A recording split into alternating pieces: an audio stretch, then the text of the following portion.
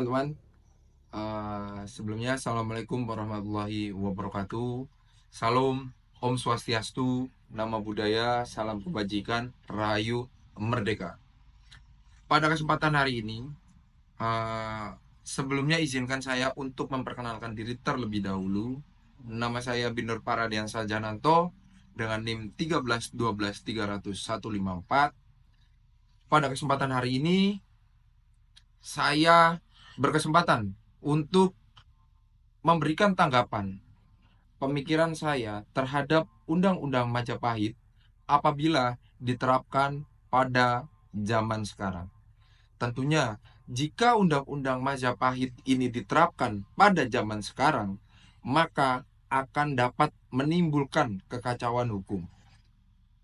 Baik teman-teman, di sini saya akan membahas dan mengkritik atau memberikan tanggapan terhadap Undang-Undang Majapahit pasal 55. Nah, pada pasal 55 ini menyebutkan bahwa jika seorang pencuri itu tertangkap di dalam pencuriannya, akan dikenakan pidana mati. Anak istrinya, baik anak maupun istrinya, bahkan hartanya, itu akan diambil alih oleh raja yang berkuasa. Jika pencuri itu mempunyai hamba, hamba ini mungkin bisa disebut dengan anak. Nah, jika pencuri itu memiliki hamba-hamba, baik itu laki-laki maupun perempuan, hamba-hamba itu tidak akan diambil alih oleh raja yang berkuasa. Akan tetapi tetap dibebaskan dari segala hutangnya kepada pencuri yang bersangkutan. Baik teman-teman, yang perlu teman-teman ketahui bahwasannya ada 3 pilar hukum di Indonesia ini. Yang pertama ada keadilan, yang kedua ada kepastian, dan yang ketiga ada kemanfaatan. Jika undang-undang itu diterapkan pada masa sekarang, tentunya di situ akan melanggar satu pilar, di mana yaitu keadilan. Bagaimana kok bisa disebut akan melanggar keadilan hukum? Yang perlu teman-teman ketahui bahwasannya pencurian itu terdapat beberapa kasta tentang pencurian.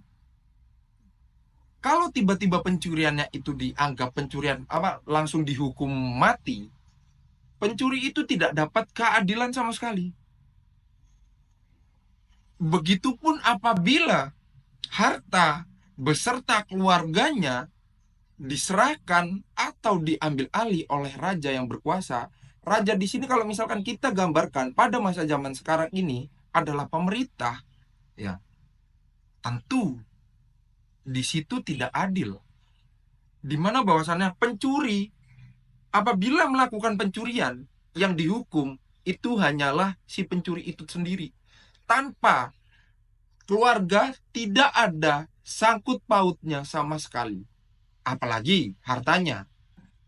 Kalau misalkan harta ini harta curiannya bisa masuk akal. Tapi kalau misalkan harta ini harta yang dia sudah dapatkan jauh sebelum dia melakukan pencurian ini, itu tentu tidak adil kamu. Yang kedua, hukum dan kekuasaan itu adalah dua hal yang saling bersangkut paut. Hukum tidak bisa jauh dari kekuasaan, dan kekuasaan tidak akan jauh dari yang namanya hukum. Jika undang-undang ini diterapkan, maka undang-undang ini akan menurunkan kepercayaan masyarakat terhadap hukum. Berarti hukum ini, ya, kalau undang-undang ini diterapkan, maka hukum ini akan sewenang-wenang untuk menarik atau mempergunakan hukum sebagai senjata untuk kewenang-wenangan, sewenang-wenangan. Jadi seperti itu kawan-kawan. Untuk pasal 55 ini menurut saya tidak efektif dan tidak bisa diterapkan pada zaman sekarang ini. Baik, sekian Tanggapan dari saya dan kritik dari saya, apabila ada salah kata, mohon saya maafkan. Wabillahi taufiq wal hidayah. Wassalamualaikum warahmatullahi wabarakatuh. Assalamualaikum warahmatullahi wabarakatuh. Perkenalkan, nama saya Arsya Geovara dengan NIM 13123000271. Yang dimana saya ambil adalah dari Undang-Undang Pasal 57 yang berbunyi, jika dalam desa terjadi pembunuhan seorang pencuri, maka barang curian kepada pencuri, harta miliknya, anak, istrinya, supaya dihancurkan kepada raja yang berkuasa, itulah jalan yang harus ditempuh jika kerabat pencuri itu terbukti tidak ikut serta dalam pencurian, mereka tidak layak kena denda. Yang dimana dalam pasal ini saya mau mengkritik adalah seperti pada pasal ini, yaitu pasal yang dimana sama dengan pasal Kota Ramanawa, yang dimana mencerminkan hukum adat pada masa lampau.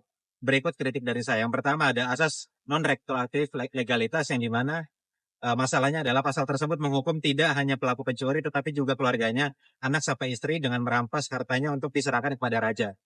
Yang dimana kritik dalam poin ini adalah, dalam hukum modern, hal ini melanggar asas non-retroaktif dan asas legalitas, yaitu pada bunyi pasal 1 KUHP, yang dimana bunyinya ada tiada suatu perbuatan dapat dipidana kecuali atas kekuatan aturan pidana dalam perundang-undangan yang telah ada sebelumnya. Kemudian dalam aspek HAM, masalahnya adalah anak istri tidak ikut mencampuri, tetap diaturkan bersama barang curian dan kepada para pelaku keraja. Kemudian yang dikritik adalah melanggar HAM, terutama hak atas kebebasan pribadi tidak boleh ditahan atau dirampas jika tidak bersalah, atau hak atas perlindungan keluarga yang diatur dalam pasal 28 ayat 28I ayat 1. Kemudian yang ketiga, tidak sesuai dengan prosedur hukum pidana modern, yang dimana masalahnya adalah penanganan perkara dilakukan tanpa proses peradilan yang adil, perampasan, penghukuman, dan eksekusi langsung ke raja. Yang dimana kritik adalah bertentangan dengan asas peradilan yang adil atau fair trial, yaitu berbunyi pasal 1 ayat 3 Undang-Undang 1945, Indonesia adalah negara hukum. Semua warga negara berhak atas pengadilan yang independen, imparsial, dan menjunjung asas praduga tak bersalah. Kemudian kesimpulan dari kritik yang saya sampaikan adalah pasal hukum Majapahit tersebut mencerminkan sistem monarki absolut dan hukum kolektif yang tidak sesuai dengan prinsip negara hukum modern yang menjunjung. Yang pertama yaitu individualitas pertanggungjawaban pidana, kemudian perlindungan HAM, ketiga due process of law, yaitu prosedur hukum yang adil. Pasal itu bisa dipahami dalam konteks sejarahnya, tetapi tidak bisa dibenarkan dalam sistem hukum positif Indonesia pada saat ini. Sekian, terima kasih. Wassalamualaikum warahmatullahi wabarakatuh. Baik, terima kasih. Assalamualaikum warahmatullahi wabarakatuh. Ini undang-undang yang saya ambil ya. Undang-undang pasal 115, hak pakai tanah yang tidak akan lelep dalam pegadaian bila mana petani yang berhak dapat menebusnya, penggadai tidak berhak menolaknya. Namun hak pakai tanah itu dapat berpindah tangan jika dijual dan jika kena rampas oleh orang lain. Sedangkan orang yang berhak tinggal diam setelah 20 tahun, maka orang yang berhak atas pemakaian tanah itu tidak berwenang bentuk menuntut perampasnya. Hal ini sesuai dengan bunyi Undang-Undang Pasal 84. Jika ada sebidang tanah dengan setahu pemiliknya digunakan oleh orang lain selama 20 tahun, sedangkan pemilik tanah itu tinggal diam, segan menuntutnya, maka hilanglah hak atas tanah itu. Di sini saya akan mengkritik dalam undang-undang di atas yang mengatur tentang hak pakai tanah dalam gadai menunjukkan sistem hukum agraria yang unik dan pragmatis pada masa itu. Nah, pasal ini menegaskan bahwa tanah adalah milik raja dan hak pakai yang digadaikan tidak pernah hilang, sehingga penggadai tidak dapat menjual tanah tersebut secara permanen. Ini mencerminkan konsep tanah sebagai sumber daya yang harus tetap ada di bawah kendali kerajaan, sementara rakyat hanya memiliki hak pakai yang bersifat sementara dan dapat ditebus kembali oleh pemilik hak pakai. Namun ketentuan bahwa hak pakai dapat berpindah tangan jika dijual dan hilang setelah 20 tahun jika pemilik asli diam dan tidak menuntut, mengandung risiko ketidakadilan bagi pemilik asli yang mungkin tidak mampu mempertahankan haknya karena alasan sosial dan ekonomi. Hal ini bisa kurang memberikan perlindungan bagi kelompok lemah dan rentan, karena lebih mengutamakan keberanian dan keteguhan dalam mempertahankan hak daripada perlindungan hukum pada saat itu. Dengan demikian, meskipun sistem ini efektif dalam menjaga kontrol asas hak tanah oleh kerajaan, ia juga berpotensi menimbulkan ketimpangan dan kehilangan hak bagi petani dan pemilik tanah yang tidak mampu secara aktif mempertahankan haknya. Mungkin hanya itu saja yang bisa saya sampaikan.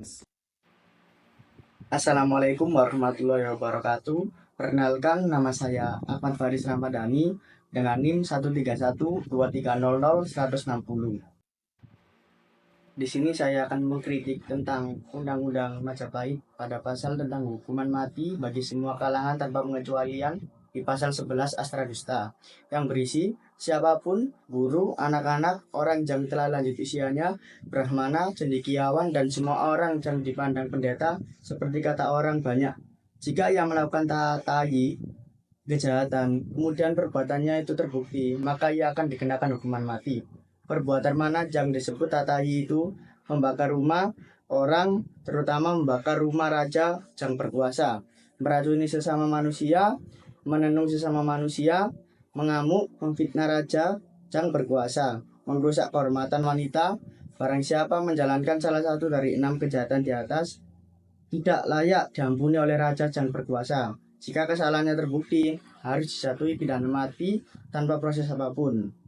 Menjatuhi pidana mati kepada penjahat di atas tidak akan mengakibatkan malapetaka bagi sang prabu. Bahkan termasuk salah satu dharma yang tak boleh dihindarkan oleh seorang raja. Di sini ada beberapa kritik. Yang pertama, meskipun tampak adil karena tidak membedakan status sosial, penerapan hukuman mati secara luas dan tanpa pengecualian bertentangan dengan prinsip perlindungan hak asasi manusia. Yang kedua, tidak mempertimbangkan faktor usia, kondisi kejiwaan, atau kemungkinan rehabilitas pelaku. Yang ketiga, beberapa tindak pidana seperti menenung atau memfitnah raja tidak layak dijatuhi hukuman mati menurut standar hukum modern. Yang keempat, tidak mengatur pelindungan korban secara memadai. Undang-undang ini fokus pada hukuman untuk pelaku, tetapi tidak memberi banyak perhatian pada hak dan pemulihan korban seperti kompensasi atau pemulihan psikologis yang merupakan standar dalam hukum modern. Yang kelima, tidak adanya pembedaan tingkat kesalahan. Pasal ini menggabungkan berbagai jenis pelanggaran yang berbeda beratnya menjadi salah satu kategori yang sama, yaitu tatai, yang semuanya berujung pada hukuman mati. Ini bisa dianggap tidak proporsional karena misalnya fitnah terhadap raja dan membakar rumah memiliki konsekuensi sosial dan hukum yang berbeda, namun diberlakukan sama beratnya.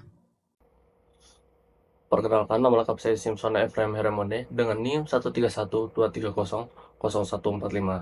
Di sini saya akan mengkritik pasal 5 Undang-Undang Majapahit, yang dimana isi dari pasal 5 ini ialah jika seorang telah lama bersahabat dengan pembunuh tanpa mengetahui bahwa sahabatnya adalah pembunuh, karena rumahnya jauh, desanya jauh, orang itu akan didenda 4 tali 3 atak oleh raja yang berkuasa.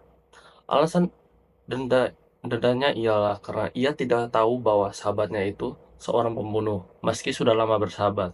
Demikian bunyi hukumnya. Pasal ini menghukum seorang karena bersahabat dengan pembunuh tanpa mengetahui kejahatan sahabatnya.